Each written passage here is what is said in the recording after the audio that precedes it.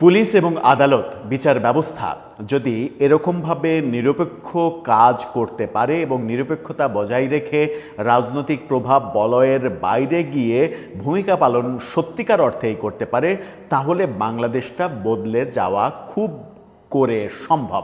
এবং সেই সম্ভাবনার দুয়ার খোলার দায়িত্ববান সরকারের, অর্থাৎ চলমান যে সরকার, সেই সরকারের দায়িত্ব পুলিশ যেন নিরপেক্ষভাবে কাজ করে, রাজনৈতিক বলয়ের বাইরে গিয়ে কাজ করে, আদালত অন্তত যেন নিরপেক্ষতা বজায় রাখে, আদালতের উপরে সরকারের কর্তৃত্ব যেন কিংবা কোনো প্রভাবশালী মহলের কর্তৃত্ব যেন না থাকে।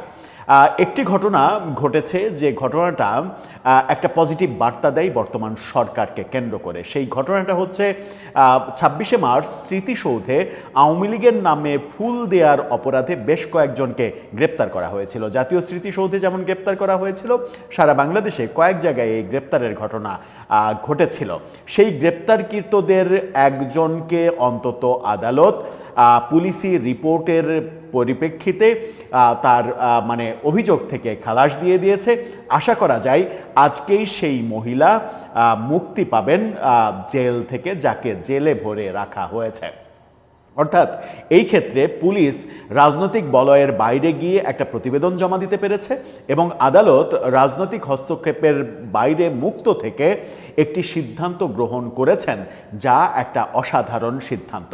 এই মহিলা আওয়ামী লীগের একজন সমর্থক, কিন্তু স্মৃতিসৌধে আওয়ামী লীগের নামে ফুল দেয়া কিংবা স্মৃতিসৌধে জয় বাংলা স্লোগান দেয়া যদি অপরাধ হয়ে থাকে, জয় বাংলা স্লোগান যদি অপরাধ হয়ে থাকে, যে স্লোগান মুক্তিযুদ্ধের স্লোগান, প্রফেসর ইউনূস যে মেটিকুলাস ডিজাইনটা সাজিয়ে গিয়েছিলেন, সেই ডিজাইনে এখনও যদি দেশ চলতে থাকে কিংবা থাকতো, তাহলে বর্তমান সরকারকে আমরা দোষারোপ করতে পারতাম। বর্তমান সরকার অন্তত একটি প্রশংসার দাবি রাখে এই ঘটনার পরিপ্রেক্ষিতে, যে ঘটনাটা ঘটল আদালতে এবং পুলিশ বাহিনীর রিপোর্টের ভিত্তিতে। চলুন একটু জেনে দেখি কি ঘটনা ঘটল, কেন কোন প্রেক্ষাপটে আওয়ামী লীগ করা এই মহিলাকে ফুল দেওয়ার অপরাধে গ্রেপ্তার করে কারাগারে পাঠানোর পরে আদালত তাকে খালাস দিয়ে দিলেন। সেই আলোচনাই করবে এই ভিডিওতে। থাকবেন পলিটিক্স টিভির নিয়মিত আয়োজনে।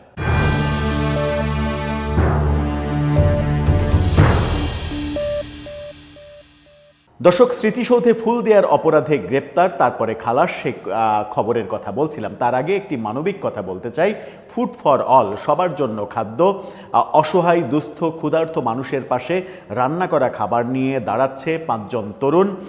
তাদের এই উদ্যোগ ফুড ফর অল, সেই চ্যানেলের লিঙ্ক ডেসক্রিপশন বক্সে দেওয়া আছে। অন্তত পক্ষে চ্যানেলটি সাবস্ক্রাইব করে আপনারা তাদের এই মানবিক কর্মটাকে উৎসাহ দেবেন, অনুপ্রেরণা দেবেন, যেন এই মানবিক বার্তাটা সারা দেশে ছড়িয়ে পড়তে পারে।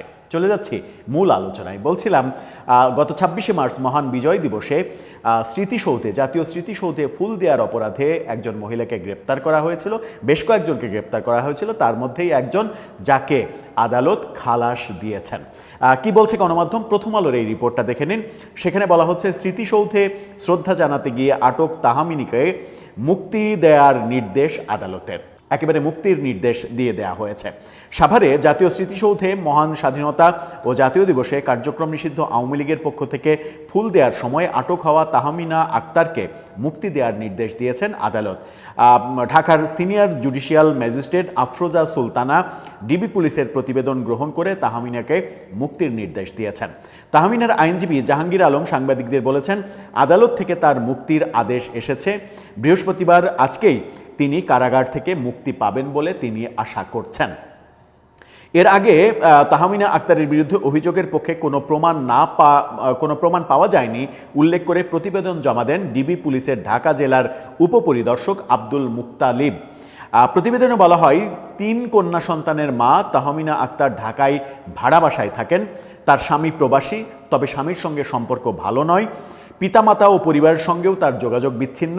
গত 26 মার্চ আওয়ামী লীগের রাজনীতির সঙ্গে জড়িত অজ্ঞাত পরিচয় ব্যক্তি ভুল বুঝিয়ে সামাজিক যোগাযোগ মাধ্যমে প্রচারের উদ্দেশ্যে ছবি তোলার জন্য তাহমিনাকে সাভারের জাতীয় স্মৃতিসৌধে নিয়ে যান। তাহমিনাকে দিয়ে সাবেক প্রধানমন্ত্রী শেখ হাসিনা এবং আওয়ামী লীগের পক্ষে পুষ্পস্তবক অর্পণ করান। এরপর জয় বাংলা সহ বিভিন্ন স্লোগান দেওয়ার উদ্দেশ্যও ছিল তাদের। দেশের চলমান রাজনৈতিক পরিস্থিতি না বুঝে তাহমিনা জাতীয় স্মৃতিসৌধে গিয়েছিলেন উল্লেখ করে আব্দুল মুত্তালিব বলেন, প্রকৃতপক্ষে তিনি কোনো রাজনৈতিক দলের সঙ্গে জড়িত নন। এছাড়া তিনি রাষ্ট্রবিরোধী বা নাশকতামূলক কোনো কার্যক্রমে জড়িত নন মর্মে প্রাথমিকভাবে প্রতীয়মান হয়েছে, অর্থাৎ পুলিশ তদন্তে সেটা পেয়েছে। এর আগে ২৬শে মার্চ বেলা 11:30টায় স্মৃতিসৌধের ফোয়ারার সামনে থেকে তাহমিনা আক্তারকে আটক করে পুলিশ। এ সময় তার সঙ্গে শিশুসহ ৩ সন্তানও ছিল। শিশু সন্তানের সামনেই তাকে, শিশু সন্তান সাথে থাকা অবস্থায় তাকে গ্রেপ্তার করেছিল পুলিশ। আটকের পর তাহমিনা আক্তার সাংবাদিকদের জানিয়েছিলেন, আগে তিনি সরকারি কর্মচারী হাসপাতালে চাকরি করতেন, বর্তমানে কিছু করেন না।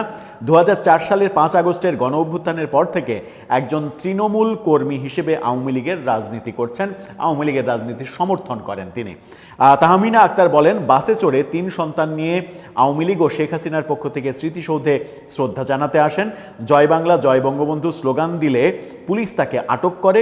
নিজের ইচ্ছায় তিনি সন্তানদের নিয়ে এসেছেন এমন দাবি তিনি করেছেন। আটকের পরদিন তাহমিনার জামিন আবেদন নামঞ্জুর করে তাকে কারাগারে পাঠানো হয়েছিল। এবার আদালত পুলিশের যে প্রতিবেদন, সেই প্রতিবেদনে এই মহিলার কোনো ধরনের কোনো নেগেটিভ কর্মের সঙ্গে জড়িত থাকার প্রমাণ না পাওয়ার কারণে যে প্রতিবেদন দেওয়া হয়েছে, সেই প্রতিবেদনের প্রেক্ষিতে আদালত স্বাধীনভাবে এই তাহমিনা আক্তারকে খালাস দিয়েছে, তাকে মুক্তির আদেশ দিয়েছে। অর্থাৎ এই ব্যক্তির কোনো ধরনের কোনো অপরাধের সঙ্গে সংশ্লিষ্টতা নেই, সুতরাং তার বিরুদ্ধে কোনো ধরনের কোনো মামলা গ্রহণযোগ্য নয়, এই ঘোষণা আদালত থেকে দেয়া হয়েছে।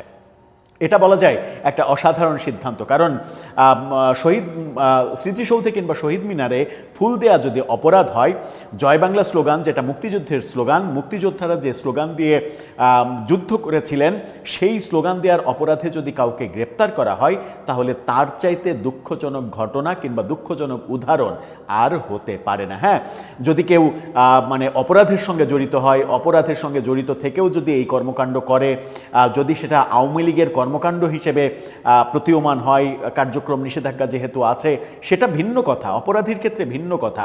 কিন্তু একজন সাধারণ মহিলা যার কোলে শিশু সন্তান, তাকে স্মৃতিসৌধ থেকে আপনি আটক করবেন, কারাগারে পাঠাবেন, প্রফেসর ইউনূসের মেটিকুলাস ডিজাইন এখন নতুন সরকারের আমলেও প্রতিষ্ঠিত করতে চাইবেন, সরকারকে বিব্রতকর পরিস্থিতিতে ফেলতে চাইবেন, এটা খুব একটা সুখকর উদ্যোগ ছিল না। তবে আদালতের এই সিদ্ধান্তটাকে আমরা সাধুবাদ জানাতেই পারি এবং সরকার এই ব্যাপারে হস্তক্ষেপ না করাকে আমরা আরও বেশি সাধুবাদ জানাতে পারি। দর্শক, আপনার কাছে কি মনে হয়, এই ধারাই অব্যাহত থাকা উচিত, নাকি প্রফেসর ইউনূসের মেটিকুলাস ডিজাইন নিয়ে সামনে এগোনো উচিত এই সরকারের? আপনার মতামত জানিয়ে লিখতে পারেন আমাদের কমেন্ট বক্সে।